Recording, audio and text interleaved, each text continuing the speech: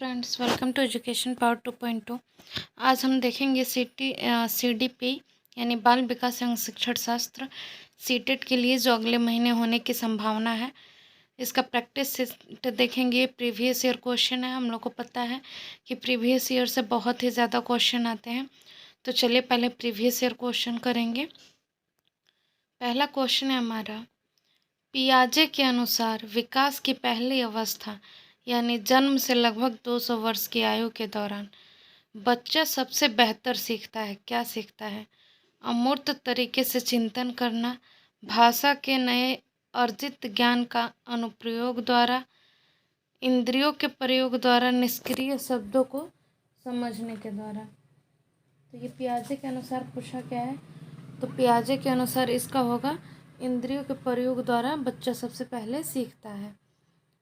अगला हमारा क्वेश्चन है, सबसे अधिक गहन और जटिल सामाजिकरण होता है। किसमें होता है? पूरे बालावस्था के दौरान, प्रौढ़ावस्था के दौरान, व्यक्ति के पूरे जीवन के दौरान और किशोरावस्था के दौरान। तो इसका करेक्ट आंसर होगा डी यानी किशोरावस्था के दौरान सबसे गहन और जटिल समाजीकरण होता है। नेक्स्ट क्वेश्चन है, अनुवांशिकता को डैश सामाजिक संरचना माना जाता है। गत्यात्मक माना जाता है, स्थिर माना जाता है, प्राथमिक माना जाता है और गौण माना जाता है। तो इसका करेक्ट आंसर क्या होगा? तीसरा का। तो अनुवांशिकता को स्थिर सामाजिक संरचना माना जाता है। नेक्स्ट क्वेश्चन है चौथा नंबर, सीखने का वह सिद्धांत जो पूर्ण रूप से और केवल अवलोकनीय व्यवहार पर आधारित है, सीखने के डैश सिद्धांत से संबंधित है। यानी किस सिद्धांत से संबंधित है? व्यवहारवादी, रचनावादी, संज्ञानवादी, विकासवादी। तो चौथा का करेक्ट आंसर ये हो जाएगा व्यवहारवादी। नेक्स्ट क्वेश्चन हम लोग का, निम्न में से कौन सा समझ के लिए शिक्षण को प्रदर्शित नहीं करता है? कौन समझ के लिए शिक्षण को प्रदर्शित नहीं करता है? समानता और अंतर देखने और सादृश्य स्थापित करने के लिए विद्यार्थियों की सहायता करना। नेक्स्ट है, विद्यार्थियों को एकांकित तथ्य और प्रक्रियाओं को याद करने के योग्य बनाना। परिघटना या अवधारणा को अपने शब्दों में अभिव्यक्त करने के लिए विद्यार्थियों को कहना। नियम कैसे काम करता है इसे स्पष्ट करने हेतु उदाहरण उपलब्ध कराने के लिए विद्यार्थियों को पढ़ाना। तो इसका करेक्ट आंसर हो जाएगा बी। क्वेश्चन एक बार फिर दोहरा लेते हैं, समझ के लिए शिक्षण को प्रदर्शित नहीं करता है। तो इसका करेक्ट आंसर हो जाएगा बी, विद्यार्थियों की एकांकित तथ्यों और प्रक्रियाओं को याद करने के योग्य बनाना। नेक्स्ट क्वेश्चन है हमारा 6 नंबर, निम्नलिखित में से कौन सी विशेषता आंतरिक रूप से अभिप्रेरित बच्चों के लिए सही नहीं है? यानी आंतरिक रूप से अभिप्रेरित बच्चों के लिए सही नहीं है। ऑप्शन नंबर ए देखेंगे, वे कार्य करते समय उच्च स्तर की ऊर्जा प्रदर्शित करते हैं। नेक्स्ट क्वेश्चन है, वे चुनौती भरे कार्यों को पसंद करते हैं, ये हमेशा सफल होते हैं, उन्हें कार्य करने में आनंद आता है। तो इसका करेक्ट आंसर हो जाएगा वे हमेशा सफल रहते हैं। ये अभिप्रेरित बच्चों के लिए आंतरिक रूप से सही नहीं है। नेक्स्ट क्वेश्चन है हमारा, एक शिक्षिका अपनी कक्षा के प्रतिभाशाली बच्चों की योग्यताओं की उपलब्धि चाहती है। अपने उद्देश्य की प्राप्ति के लिए उसे निम्नलिखित में से क्या नहीं करना चाहिए? इसमें पूछा है क्या नहीं करना चाहिए। विशेष ध्यान के लिए उन्हें अनेक समकक्षों से अलग करना। नेक्स्ट क्वेश्चन है, उनकी सृजनात्मकता को समृद्ध करने के लिए उन्हें चुनौती देना। गैर शैक्षणिक गतिविधियों में आनंद लेना और सिखाना।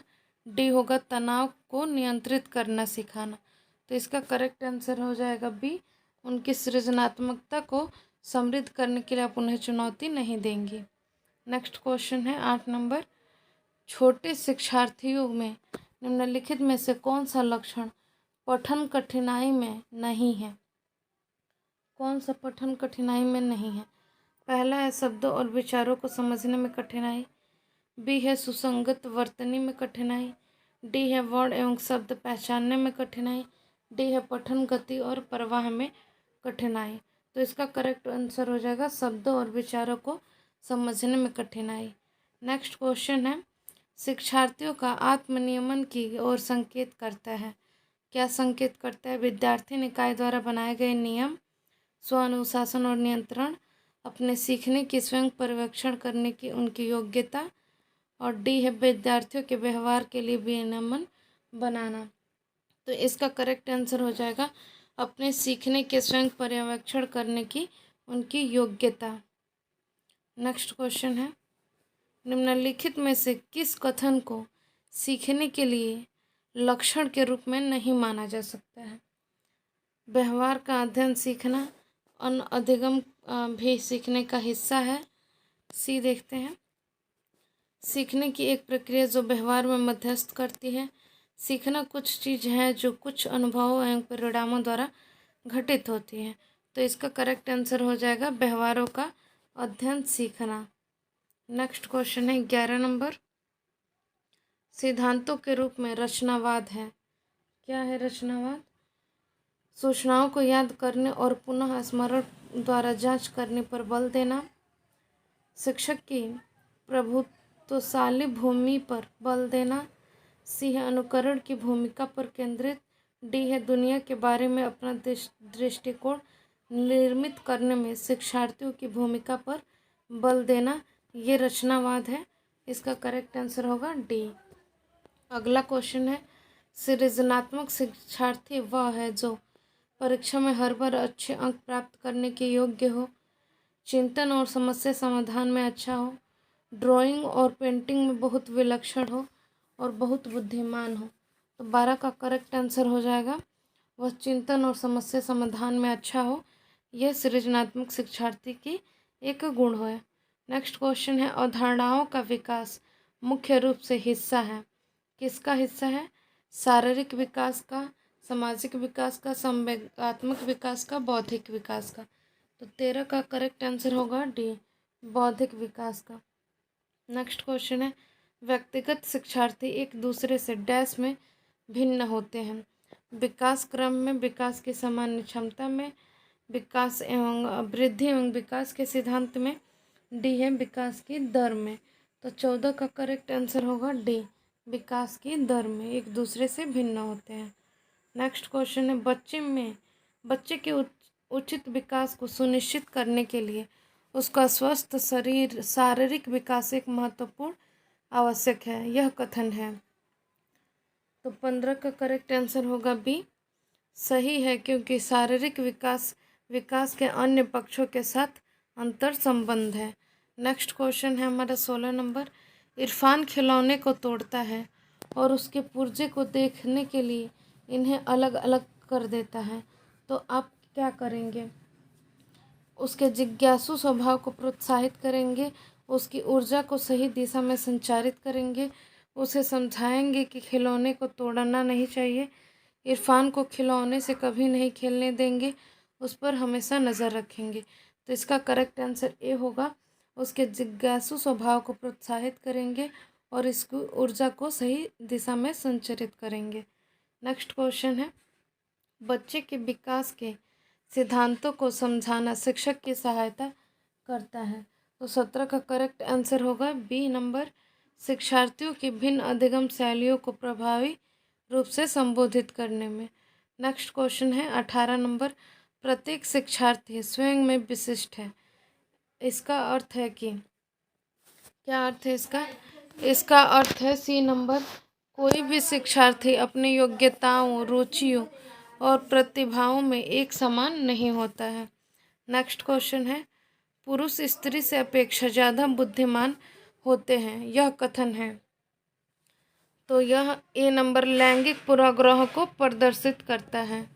नेक्स्ट क्वेश्चन है, क्रिस्टीना अपने कक्षा में क्षेत्र भ्रमण पर ले जाती है और वापस आने पर अपने विद्यार्थियों के साथ भ्रमण पर चर्चा करती है। तो यह डैश की ओर संकेत करता है। यह किसकी ओर संकेत करता है? सी नंबर, सीखने का आकलन की ओर संकेत करता है। नेक्स्ट क्वेश्चन है, मानव विकास कुछ विशेष सिद्धांतों पर आधारित है। निम्न में से कौन सा मानव विकास का सिद्धांत नहीं है? तो 21 का करेक्ट आंसर बी होगा। प्रतिवर्ती मानव विकास का सिद्धांत नहीं है, बाकी सामान्य से विशिष्ट है, निरंतर है और अनुक्रमता है। नेक्स्ट क्वेश्चन है 22 नंबर। निःशक्त बच्चों के लिए समेकित शिक्षा में केंद्रीय प्रायोजित योजना का उद्देश्य डैश में निःशक्त बच्चों को शैक्षिक अवसर उपलब्ध कराना है। 22 का करेक्ट आंसर हो जाएगा सी, यानी नियमित विद्यालयों में। अगला क्वेश्चन है हमारा 23 नंबर। निम्न में से कौन सा कथन सीखने के बारे में सही है? तो 23 का करेक्ट आंसर होगा डी नंबर। सीखना उस वातावरण में प्रभावी होता है जो संवेगात्मक रूप से सकारात्मक हो और शिक्षार्थियों को संतुष्ट करने वाला हो। इसका करेक्ट आंसर होगा डी। नेक्स्ट क्वेश्चन है मूल्यांकन का मुख्य उद्देश्य होना चाहिए। तो मूल्यांकन का मुख्य उद्देश्य क्या होना चाहिए?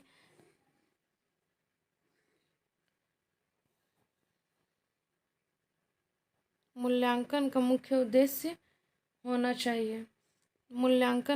उद्देश्य होना चाहिए सीखना मूल रूप से मानसिक क्रिया है।